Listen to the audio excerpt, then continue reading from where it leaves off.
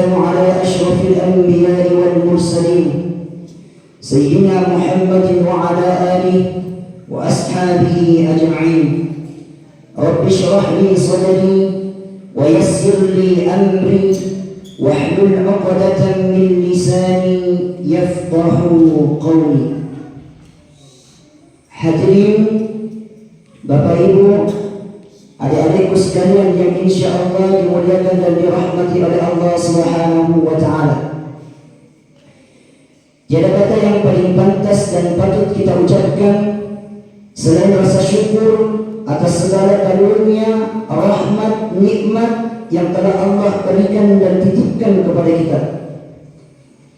Dan salah satu bentuk kesyukuran kita atas nikmat itu dengan datang dan hadirnya kita di tempat ini. Maka semoga setiap langkah kaki kita dari rumah menuju ke rumahnya Allah ini, Allah gugurkan dosa dan kesalahan kita. Mudah-mudahan duduk-duduknya kita di dalam tempat ini Allah angkat derajat kita. Yang jauh lebih terpenting dari semua itu Bapak Ibu, jangan antara insya Allah rahimahullah, mudah-mudahan pulangnya kita dari tempat ini ada perbaikan, ada keimanan, ada ketakwaan yang semakin bertambah kepada Allah Subhanahu wa Ta'ala.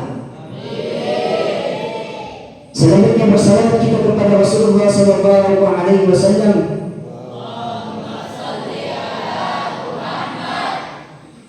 Nabi sebagai uswatun hasanah, sebagai contoh, sebagai panutan, sebagai suri teladan bagi kita semua dalam menjalani kehidupan di dunia ini demi memperoleh bekal terbaik saat kita kelak pulang menghadap kepada Allah Subhanahu wa Ta'ala. Bapak Ibu yang saya hormati, yang saya muliakan, pada malam hari ini kita berada di malam ke-22 bagi kita yang menggunakan metode hisab. Terpecah belah tidak menjadikan kita bahwa pendapat kita yang paling benar. Yang menjadi masalah kalau sudah puasa ke-20 nanti dihadapi masalah. Ini yang masalah ini. Betapa baiknya Allah kepada kita Bapak Ibu. Allah hadirkan Ramadan, yang mana di Ramadan ini pengampunan itu bukan di malam-malam tertentu, bukan di waktu-waktu yang tertentu. 1 kali 24 jam, siang, pagi, malam, semua penuh dengan ampunan dan rahmatnya Allah Subhanahu wa Ta'ala. Lantas kemudian kenapa ada orang-orang yang mereka diberikan Ramadan, dipertemukan dengan Ramadan, diberikan kesehatan, diberikan umur yang panjang, lantas kemudian habis Ramadan tetapi dosanya tidak diampuni oleh Allah Subhanahu wa Ta'ala? Maka perbuat ini Bapak Ibu. Belum lagi puasa enggak, belum lagi kalau kita kasih buka, Bapak Ibu. Coba kata Nabi, barang siapa yang memberikan buka puasa, maka pahalanya itu seperti pahala orang yang diberikan buka puasa. Jadi Ibu, ini juga biasa dia Ustaz, bukan jadwal Bu. Bawa Miki Ibu. Dari Ustaz, tidak ada nama aku. Bawa Miki, biar bisa goreng 10 satu hari 10, kita bikinkan orang sini 10 orang yang makan itu orang yang puasa. 10 pahala puasa tak. Tapi pertanyaan memang jangan gorengan juga semua. Jangan sampai dia pisang goreng, kumpul pisang goreng semua besok. Setengah mati itu orang puasa. Batu-batu ki. Coba. Belum lagi doa-doa Allah bagi orang yang berpuasa. Salah satu la turaddu da'watuhum, ada 3 golongan yang tidak akan pernah tertolak doanya. Salah satunya as-sha'imu hatta yuftir. Doanya orang-orang yang berpuasa sampai mereka berbuka. Apalagi kita lewati sampai usia kita 30, 40, 50. Harus berapa Ramadan lagi sehingga Allah ampunkan dosa dan kesalahan kita dan Allah keluarkan kita sebagai orang-orang yang bertakwa. Coba Bapak Ibu, kita koreksi. Apakah Ramadan yang berlalu setiap tahunnya berlalu begitu saja, tidak menyimpan bekas-bekas ketaatan? Sehingga apa? Ketika datang Ramadan kita seperti orang biasa-biasa saja. Karena sudah biasa Ramadan datang bila tidak dirasanya datang bila tidak dirasanya datang bila. Orang-orang yang seperti ini mereka tidak siap untuk menjemput keberkahan dari Ramadan. Maka celaka orang yang diberikan usia bertemu dan berjumpa dengan Ramadan, atas kemudian dosanya tidak diampuni oleh Allah Subhanahu wa Ta'ala. Yang kedua, Doanya Nabi Jibril, malaikat Jibril yang Rasulullah SAW aminkan apa? Syakiya abdul adraka walidayhi aw ahadahuma fala yudkhilahul jannah.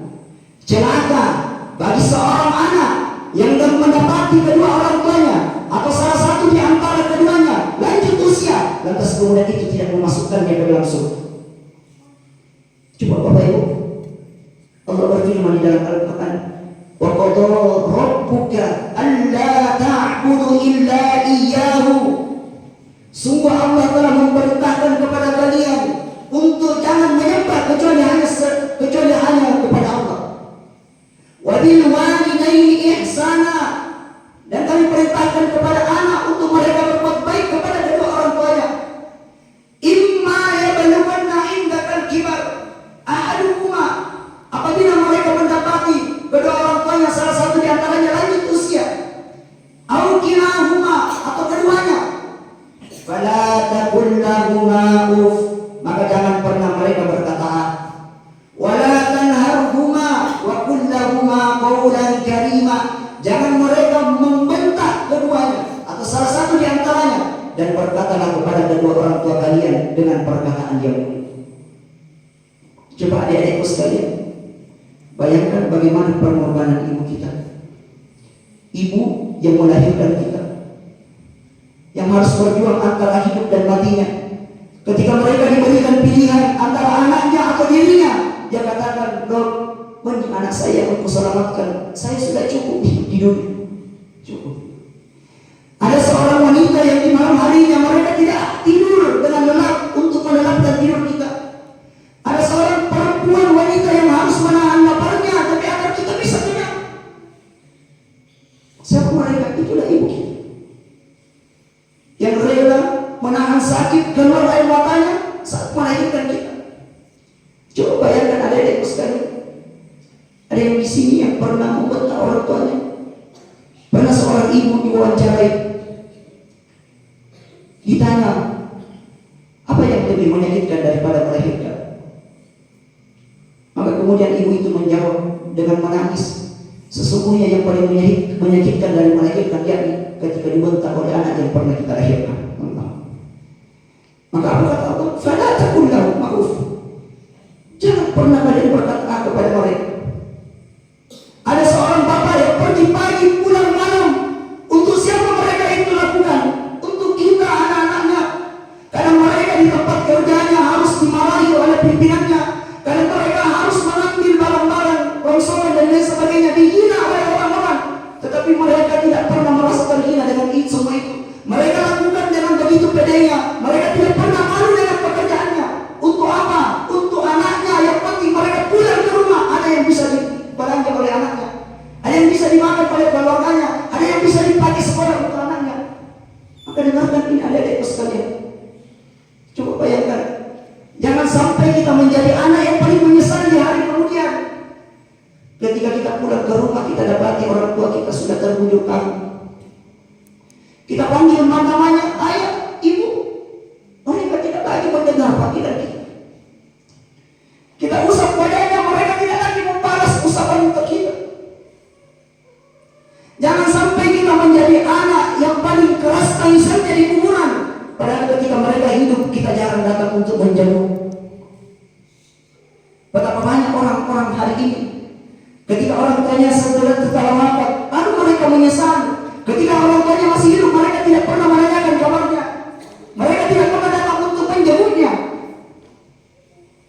Coba bayangkan Bapak Ibu, dan mereka tidak sadar apa yang mereka dapatkan hari ini itu merupakan hasil kerja keras, jerih payah yang pernah dilakukan oleh orang tuanya selama hidupnya. Maka apa kata Imam Hasan Al-Basri suatu ketika ibunya meninggal? Imam Hasan Al-Basri menangis, meneteskan air matanya. Lalu kemudian muridnya bertanya, wahai Imam, mengapa engkau menangis dengan begitu kerasnya? Apa kata Imam Hasan Al-Basri? Wallahi demi Allah, yang saya tangisi bukan kepergian ibu, yang saya tangisi sesungguhnya pintu surga telah ditutup oleh Allah Subhanahu wa Ta'ala. Banyak di antara kita yang begitu baik kepada temannya, begitu baik kepada orang lain, rajin sholat, rajin puasa, rajin baca Quran, tetapi tidak bagus perlakuannya kepada orang tuanya. Dia tidak mengerti dan paham bahwa sesungguhnya ada surga yang begitu dekat dengannya. Itulah orang tua. Bagi kita yang masih hidup orang tuanya, coba bayangkan seandainya Ramadan ini merupakan Ramadan terakhir kita bertarawih bersama orang tua. Ramadan hari ini, tahun ini merupakan Ramadan terakhir kita berbuka bersama orang tua. Maka adikku sekalian yang masih hidup orang tuanya setelah pulang dari tempat ini, coba pandang dan lihat wajah orang tua kita ketika mereka tidur. Lihat urat-urat yang keluar dari wajahnya. Coba lihat badan ayah kita yang dulunya kuat, tegar, sekarang sudah mulai membungkuk. Wajah ibu kita yang dulunya kencang, putih, hari ini sudah mulai keriput Bapak Ibu. Terlihat urat-urat di wajahnya. Semua itu mereka lakukan demi membesarkan dan mengasuh kita. Semua itu bekas-bekas pengorbanan orang tua kita Bapak Ibu. Maka sungguh kata Nabi SAW, ridho Allah fi ridho walidain. Ridhonya Allah itu tergantung pada ridhonya kedua orang tua. Wa sukhtullah fi sukhtil walidain. Murkanya Allah itu tergantung pada murkanya orang tua. Bahkan Nabi tegaskan dalam hadisnya, la yadkhulul jannah, tidak akan pernah masuk surga. Wa la yanzuruna Allah ilaihim fi yaumil qiyamah, dan Allah tidak akan pernah memandang mereka pada hari kiamat. Siapa mereka? Satu di antaranya akul walidain, seorang anak yang mereka senantiasa berhak kepada orang tua. Hari ini mungkin kita masih bisa tersenyum, masih ada ayah kita, masih ada orang tua kita, masih lengkap. Coba kita tanyakan kepada saudara, kerabat, teman-teman kita yang hari ini sudah tidak ada orang tua. Mungkin salah satu di antaranya sudah Allah panggil. Apa yang paling menyakitkan bagi mereka? Ketika malam takbir, Bapak Ibu, coba yang ketika bertakbir sudah berkumandang Allahu Akbar, Allahu Akbar, Allahu Akbar, la ilaha illallah, Allahu Akbar, Allahu Akbar, walillahil hamd. Coba, ada seorang anak yang berpikir rumahnya siapa yang mau dia datangi besok. Ada anak yang berpikir tangannya siapa yang bisa dia cium besok. Ada seorang anak yang berpikir siapa yang lagi yang bisa dia peluk besok. Sehingga apa yang terjadi Bapak Ibu? Ketika di hari raya mereka hanya masuk ke dalam kamar, melihat satu persatu pakaian dari orang tuanya, tidur di atas ranjang yang senantiasa ditempati oleh orang tuanya, menangis, mengingat kembali masa-masa ketika orang tuanya masih hidup. Maka hari ini bagi kita yang masih diberikan usia, masih dipertemukan dengan orang tua, maka berbuat baik dan berbaktilah kepada orang tua kita. Ramadan akan cepat berlalu Bapak Ibu. Tidak lama lagi kita akan mencapai hari raya Idul Fitri. Maka saya pesankan bagi kita, coba cium, peluk, dan minta maaf kepada orang tua. Sungguh apapun yang kita lakukan tidak akan pernah mampu membalas segala kerja keras yang pernah dilakukan oleh orang tua kita selama masih hidup. Tidak akan pernah mampu membalas segala pengorbanan dan kerja keras yang pernah dilakukan oleh orang tua kita selama kita masih hidup. Maka pantaslah jikalau kemudian Nabi mengaminkan doanya malaikat Jibril bahwa celaka orang yang diberikan kesempatan untuk bertemu dengan orang tuanya, mendapati orang tuanya lanjut usia lantas kemudian itu tidak mampu memasukkannya ke dalam surga. Seorang ibu mampu merawat 10 orang anak, tetapi 10 orang anak belum tentu mampu merawat seorang ibu. Coba bayangkan di Jawa beberapa bulan yang lalu ada 4 orang anak yang berbondong-bondong untuk bawa orang tuanya masuk tempat hidupku. Namun tidak bisa. Mudah-mudahan itu tidak terjadi kepada kita Bapak Ibu. Hari ini apa yang kita lakukan kepada orang tua kita, yakin dan percaya itu pun yang akan dilakukan oleh anak-anak kita kelak. Kalau hari ini kita mampu berbuat baik kepada orang tua kita, yakin dan percaya di masa tua kita, anak-anak kita akan mampu merawat dan menjaga kita. Kalau kita senantiasa durhaka kepada orang tua, menghardik, tidak pernah menjenguk, tidak pernah menampung, tidak pernah menyayangkan kabarnya, yakin kita di masa tua kita. Maka tunjukkan bakti kita kepada orang tua, biar ketika kelak kita melalui usia, anak kita mampu merawat dan menjaga kita sebagaimana kita merawat dan menjaga orang tua kita. Hadirin Bapak Ibu, jamaah kami yang saya hormati, yang saya muliakan. Lalu kemudian selanjutnya, kata Nabi Sallallahu Alaihi Wasallam, "Ar-raqim ankum celaka bagi seseorang apabila disebutkan namamu ya Rasulullah, fala yusalli alaika, lantas kemudian orang tersebut tidak bersalawat kepadamu."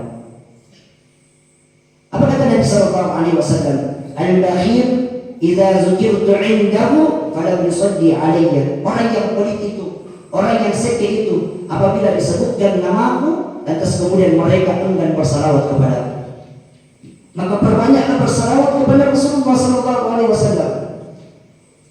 Bukankah setelah kehidupan dunia ini akan ada namanya kehidupan akhirat, akan ada namanya hari kebangkitan, akan ada namanya surga dan neraka, akan ada namanya mahsyar dan lain sebagainya. Salah satu yang kita harapkan ketika di saat itu Bapak Ibu, yakni syafaat dari baginda Rasulullah Sallallahu Alaihi Wasallam. Bagaimana caranya untuk mendapatkan syafaat dari Rasulullah Sallallahu Alaihi Wasallam? Yang pertama, senantiasa mengikuti sunnahnya, dan kemudian yang kedua, perbanyaklah bersalawat kepada Rasulullah Sallallahu Alaihi Wasallam. Mudah-mudahan di antara kita ini semua, kita yang ada di tempat ini, karena kita akan mendapatkan syafaat dari Rasulullah Sallallahu Alaihi Wasallam. Kita semua yang ada di tempat ini karena akan mampu minum di telaganya Rasulullah Sallallahu Alaihi Wasallam. Mudah-mudahan kita yang hadir di tempat ini kelak kita akan dimasukkan ke dalam surga yang tertinggi, yang di dalamnya ada baginda Rasulullah Sallallahu Alaihi Wasallam. Mungkin ini Bapak Ibu yang bisa saya sampaikan. Mudah-mudahan ceramah singkat ini mampu menggugah hati kita untuk senantiasa banyak beristighfar kepada Allah, banyak melakukan amal soleh, banyak melakukan kebaikan dan ketaatan, apalagi di 10 hari terakhir di bulan suci Ramadan ini. Kata Nabi Sallallahu Alaihi Wasallam, "Ta'arrau Lailatul Qadar fil ashril awakhir min Ramadan." Cari Lailatul Qadar itu di 10 malam terakhir. Kita berada di partai final yang menentukan apakah kita akan menjadi seorang hamba yang bertakwa. Ustaz, waktu di awal-awal masih loyo-loyo Kak, gas memang di terakhir-terakhir. Apa kata Nabi? Innamal a'malu lil khawatim. Sesungguhnya amal ibadah itu ditentukan di akhirnya, bukan di awalnya. Boleh jadi ada orang bagus di awal, tetapi 10 hari terakhir mulai hilang di masjid. 10 hari terakhir mulai tidak puasa, merokok di jalan. Tapi ada orang yang senantiasa bertahan dengan keimanannya untuk menghabiskan Ramadan, dan kemudian habis Ramadan ia menjadi pemenangnya, menjadi orang-orang yang bertakwa karena Allah terampunkan dosa dan kesalahannya. Yang kedua, pesan saya bagi kita yang memiliki orang tua, hari ini jika ada kesempatan kita, maka pulang jemput orang tua, hubungi orang tua. Jangan sampai kita selalu pegang HP tetapi kita tidak tahu kabar orang tua kita. Boleh jadi orang tua kita sakit, tapi mereka tidak mengabarkan bahwa mereka sakit, demi agar kita bisa tenang untuk sekolah di tempat ini. Bapak Ibu yang saya hormati, yang saya muliakan, yang terakhir, perbanyaklah bersalawat kepada Rasulullah Sallallahu Alaihi Wasallam. Mudah-mudahan kita yang ada di tempat ini, kelak kita akan dikumpulkan di dalam surga yang ada Rasulullah Sallallahu Alaihi Wasallam. Akhirul kalam, min wal qalami wa ma yastur. Assalamualaikum warahmatullahi wabarakatuh.